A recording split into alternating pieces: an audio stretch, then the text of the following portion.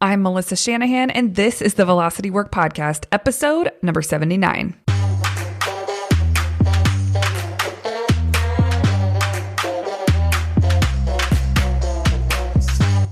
This podcast is for attorneys who are running their own firms. We explore tactics, tools, and stories related to pushing past simply lawyering well and into building a successful firm. Working in your firm and working on your business are two very different things. This podcast focuses on the latter. Hey everyone, welcome to this week's episode. I am thrilled that you're here, and I am very excited to share with you today what I've got to share with you. I want to take a moment. I was reflecting this past weekend on January. This particular January, as I looked back and reflected on it, it was such a beautifully insane month. And by beautifully insane, I mean, I cannot believe all of the things that were accomplished and were put into motion in January. And not just for myself, for my clients too. But when I really reflect back for myself, and I encourage you to do the same for you and take stock of January, it really blew my mind how much was accomplished in professional life, but also just in my personal life. And I know it's the same for maybe all of you listening to this. The reason I'm bringing this up is because it's so easy to just blow by and hit the next month and experience something similar, and then hit the next month and experience something similar. But really, it's important to stop and just have a look at all the things that were accomplished and all the things that were set in motion, all the barriers that you overcame, all the barriers, if there's some barriers that you're still working through, really just allowing those to be there. You know, it is interesting when we do move so quickly to the next thing. And I've been talking about this recently on the podcast. We miss our own success that we're creating. And then what's the point of what we're doing if we're just going to miss what we're just blowing by the things that we're creating? As I looked back on January, I was really blown away by all the accomplishments that me and my team were able to achieve, and this different place that we're getting ourselves to because of the work that we're doing, and the different place that we're able to help our clients get to because of what we're doing. It's just been a really beautiful reflection period. And I encourage you to do the same, because even if you didn't have a month that went very smoothly, and by the way, January was not smooth I wouldn't describe it as smooth, but it doesn't take away from the beauty of the month and all the things that happened, and all the irons that are in the fire, and the progress that we've made, and the progress that our clients have made. It all is very meaningful. And unless I don't give it meaning, then it doesn't matter. And so it's our job to really give meaning to what we're experiencing, and you get to decide what meaning those things have. So I just want to take a moment to offer that up, so that if you want to take some space, I highly encourage you to reflect on January. And I know listening to this, we're well over a week into February as this goes live. It's not too late to look back at your calendar and look at all the things that happened in January and reflect on it and remember and recall and take stock. I think it's a very valuable exercise. And it really allows your January, no matter what the world threw at you, no matter the circumstances that happened around you, it allows you to use January as a launch pad for the coming months. It allows you to use January as a launch pad for you and how you operate and how you develop. But if we don't evaluate and we don't reflect, we miss that opportunity. So I just want to offer that up to you, that it could be a very good thing to do. We just wrapped in January, the end of January, the January sprint. Velocity Work offers these 30-day sprints for owner attorneys to make headway on an on-the-business kind of project. And people love them. And every time we host one, I grow more and more fond of these sprints and of the participants and the lessons that they're learning. So you can learn more about the sprints that we offer. If you go to velocitywork.com, there is a button at the top that says 30-day sprint. You can learn more there. But here's what I'll say. Every day that someone goes through a sprint, they have to give a lesson learned. And it's not a lesson learned about the world or about what happens, or maybe they're working on a project that has to do with marketing. It's not a lesson about marketing. Always has to come back to them. So it's a lesson about them and how they operated. And the lesson is to help them understand themselves better and help them tweak things so that as they move forward, they are operating in more in line with who they want to be as an owner. And so these lessons are pretty fantastic. Well, I was reflecting on these lessons, and at the end of the month, we always give all of the lessons that each person came up with. We deliver those to them nicely packaged and beautifully designed in a PDF. And so we just gave all of those to the participants. And I was looking back through them and I thought, these are too good not to share with the audience. So I'm going to keep everything anonymous, but I'm going to share with you, and I have these broken down into 3 different categories. I'm going to share with you lessons that stood out to me as could probably offer the most to you without a lot of context, right? And you guys, these lessons are so good. They're so valuable to, of course, themselves, but I really think to offer the community of their peers, I think is remarkable, because this is the stuff that it's easy to read this in self-help books or business books, but that's like reading a book on how to swim. Until you get in the pool and you actually swim, then that's where the real learning takes place. That's where the experiential learning takes place. And that is what these people are going through. And that is where their lessons are coming from, is that place is through experience, not just through learning and knowledge gathering, but through experience. And you have to remember also that these are just we have, 3 sprint groups that go every month, up to 3. And in each group, so for instance, the 8 a.m. group this time there were 7 participants.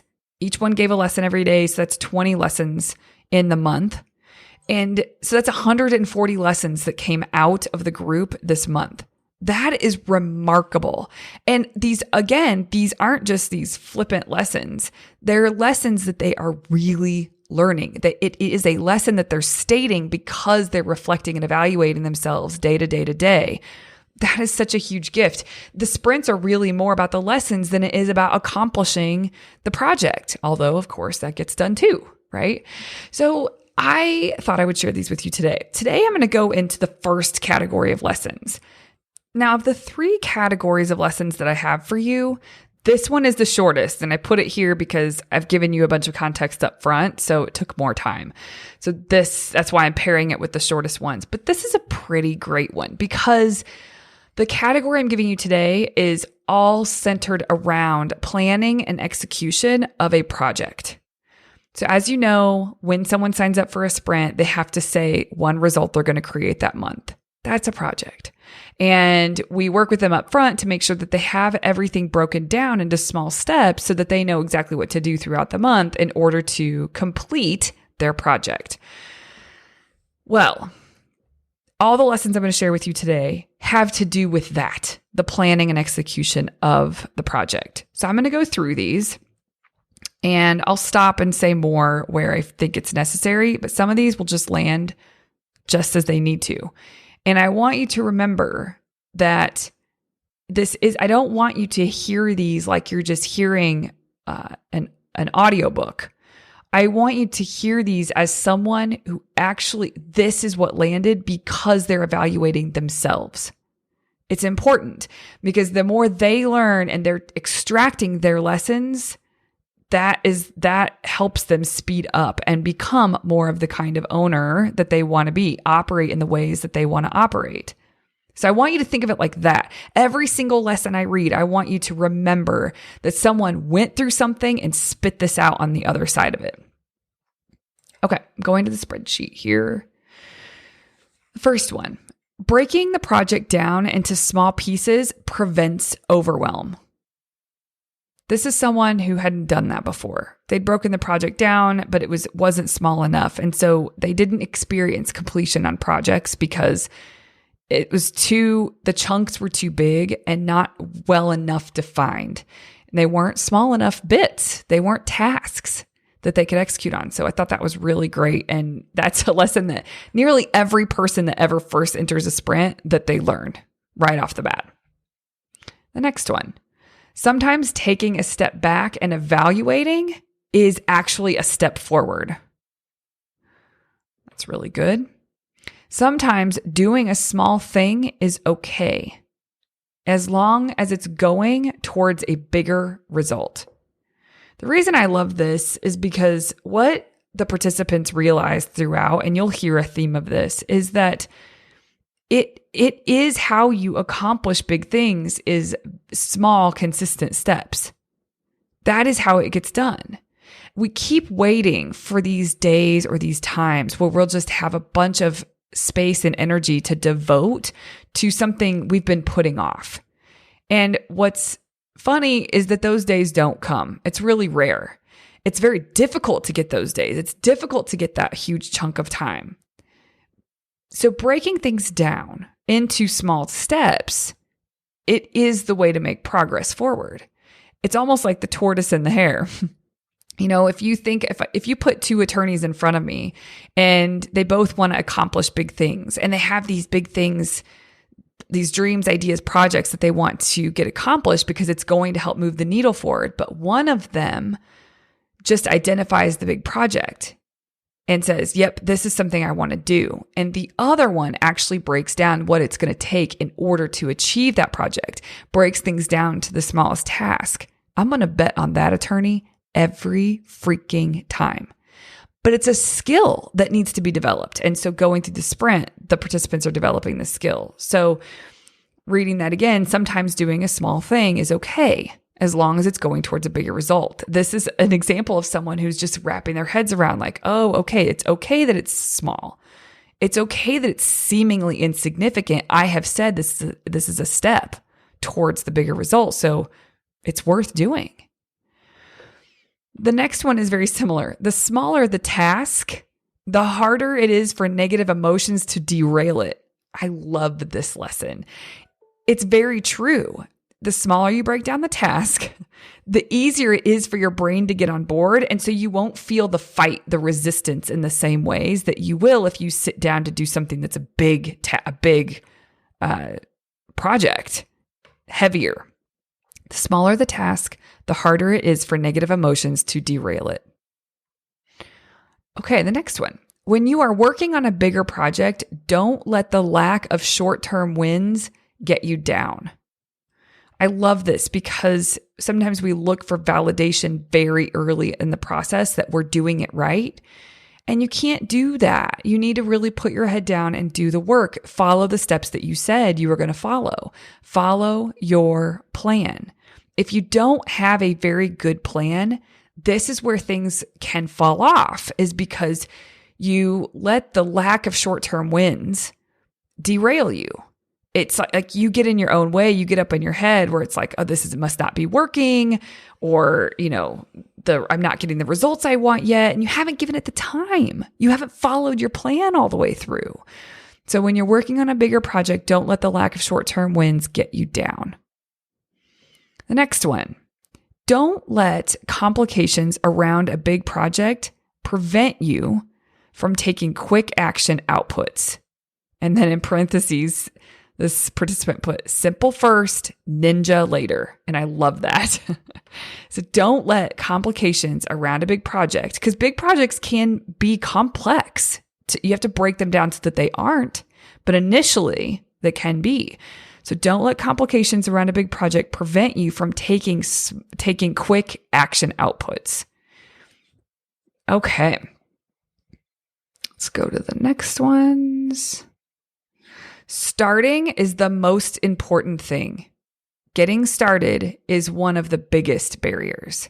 And that's so true. If you guys think about, we don't really think of it in the same way, but if you want to get fit, you want to start running, for example, or even walking, putting on your shoes and getting outside is the hardest part. Once you're outside, it's like, oh, okay, fine, let's just go, right? So it's getting your brain on board to do the thing and just getting started. So starting is the most important thing. All right, let's look for more down here.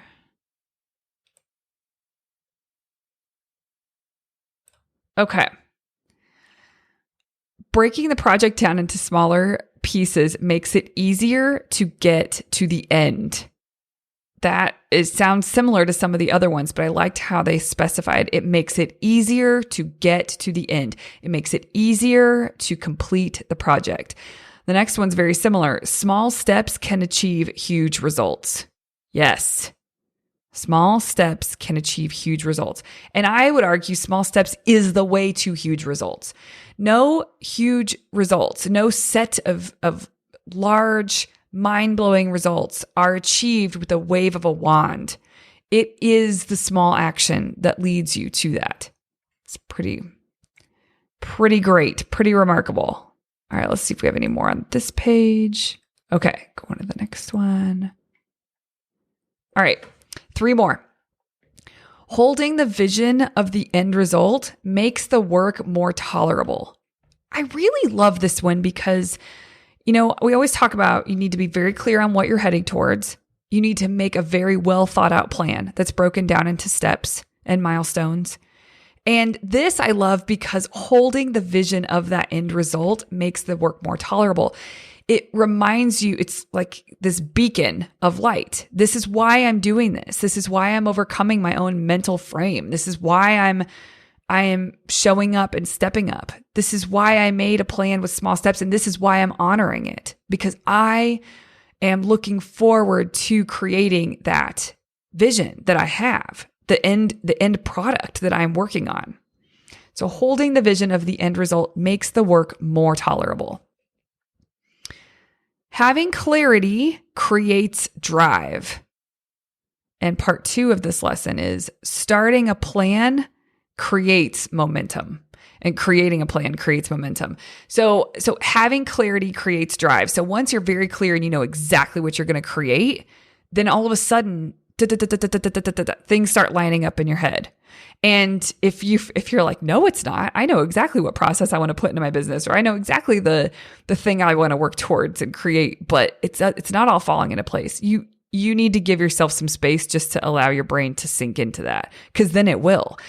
Once you have clarity, you will at least know a step that you can take, and then your job is to take that step. And sometimes what I've noticed, and we've talked a lot about this in the sprint this month, is clarity comes through action for most people. So just because you can't map the plan out entirely, that's not a fail. Can you identify the first 1 to 3 steps? Okay, write those down, schedule those in your calendar, honor those, and more clarity will come because you're taking action. Clarity comes through action.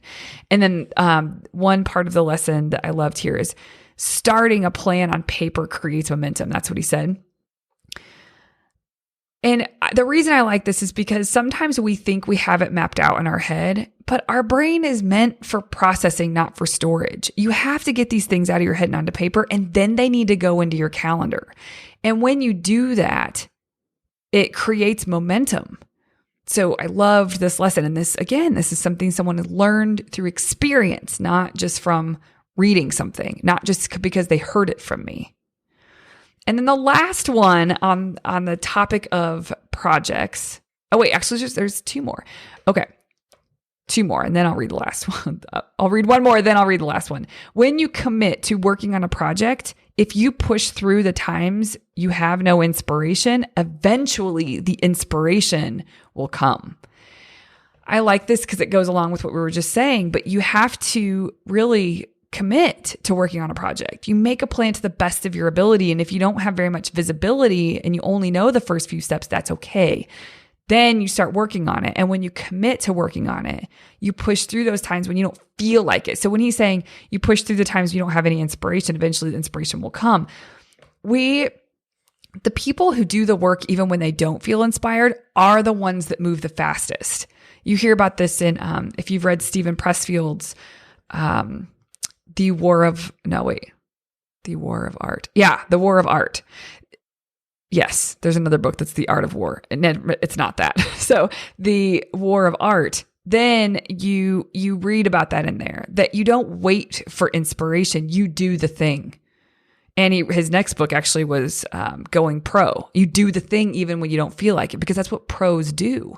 So you push through the times you don't have inspiration, you do the thing anyway, eventually the inspiration comes. And that's so true, because once you start getting on a roll, then naturally it feels easier to keep going. You're motivated to keep going and you feel inspired. And then now for the last one that I chose to share with you about projects specifically is very simple, but it's so damn true. Finishing feels good. The reason I left this one for last is because there's so many projects that we start and we don't finish. And that lack of a sense of completion can cause a problem. It can create this deflated sense of self, this cynical way of being, this lack of commitment to yourself and to the things that really matter and will move the needle for you and your life and your business. And if you can really honor what we teach, that I'm saying that because it is why we teach what we teach. If you honor what we teach about, you have to know what you're going for. You have to create a plan and you have to honor the plan. And when you do the work to show up to do those three things, you get to this place of finishing and completing something, and that feels freaking great. Nothing beats it. Nothing beats it. So finishing feels good. And I'm saying you have to know where you're going. You have to have a well thought out plan, and you have to take action towards that. You have to honor your plan. That goes for growing your business. That goes for revenue goals. That goes for projects that you want to institute into the business. That goes for anything. If you are clear about exactly where you're going, you make a well thought out plan, and then you honor your plan, you will finish. And finishing feels good. Finishing provides you this sense of momentum, because it's so much easier when you finish something to have the kind of thinking that promotes you showing up in the ways you want to show up. It promotes you following through. All of it. It's the best. But when you get yourself caught in this loop of not finishing because you're too busy, air quotes around busy, because of X, Y, and Z, there's all kinds of reasons that we can use and that serve as justifications, and we feel righteous by no, that's exactly why it didn't happen. It's like you're defending your own limitations with that. Get clear, make a well thought out plan, and follow your plan. Honor your plan. That's it. It's simple. Don't let yourself get in the way. And when things get off track, because they will, you just take a moment, you reset, you get back on track. That commitment to the end, and I think that was brilliant, holding the vision until the end, makes the result more tolerable, makes the result easier to move towards. It makes the work easier to fulfill, to work towards the result. And then you get to the end, and finishing feels good. All right, everybody. Next week, I will come to you with the second category of lessons from participants in the January sprint. Have a wonderful, beautiful week, everyone. See you soon. Hey there. If you enjoyed this podcast, I highly recommend you come and check out Mastery Group. It is where owner attorneys come together to study this material, apply it, and thus create really big results for their firm and for their life. So come on over, velocitywork.com/join to get more information and get started. Show notes from this episode can be found at velocitywork.com/podcast.